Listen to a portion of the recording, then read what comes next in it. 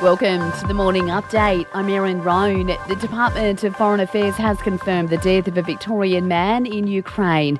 The former Australian Army recruit, Sage O'Donnell, died shortly before Christmas. In a statement, his mother says the family is devastated by the news. He's the fourth Australian casualty of the conflict.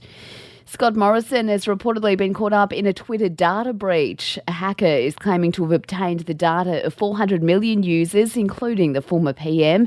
It's believed his parliamentary email address and phone number have been compromised.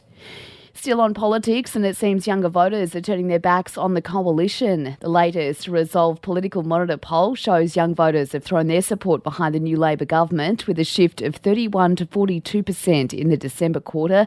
The coalition is also out of favour with women, with just 34% giving it their primary vote compared to 37% of men. Revellers heading to Sydney's New Year's Eve fireworks are being promised a full show after 2 years of COVID restrictions. 8 tonnes of fireworks will be let off from the Harbour Bridge, Opera House and barges.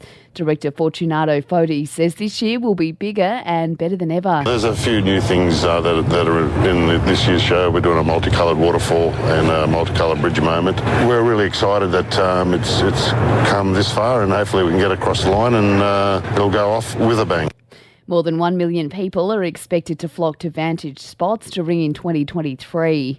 Pope Francis has asked the faithful to pray for Pope Benedict XVI. The 95-year-old was the first pope to retire in 600 years. His health has worsened over the past 24 hours. The pontiff making an unexpected address at the end of his general audience at the Vatican. I would like to ask all of you for a special prayer for Pope Emeritus Benedict, who, in silence, is sustaining the Church.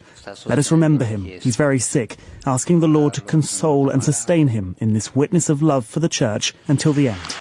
That translation thanks to the BBC. The UK is on track for its warmest year since records began. Forecasters say climate change is impacting the nation's weather, with the 10 hottest years occurring since 2003. And 1 in every 2 Aussies is set to nab a ticket in tonight's $100 million Powerball jackpot. It is the third biggest jackpot this year. To sport now, the Aussies are well in control heading into day 4 of the Boxing Day test against South Africa. Wicketkeeper Alex Carey notched up his maiden test century on day 3, with the Aussies declaring for 575.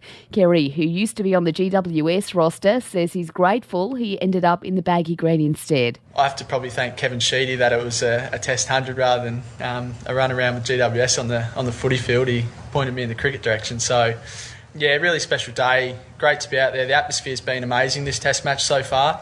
The visitors will start day 4 on 1 for 15, trailing by 371. And in the Big Bash, the Sixers notched up a 34-run win over the Renegades. For even more sports news, make sure you check out the Sports Update. You'll find it wherever you're listening to this show. In entertainment news, and some of Drake's early lyrics are up for sale after they were found in a dumpster. The rapper worked at his uncle's Memphis furniture factory when he was younger. The pages weren't discovered until the factory closed down recently. And that's the latest from the Nova Podcasts team. We'll see you later on for another episode of The Update.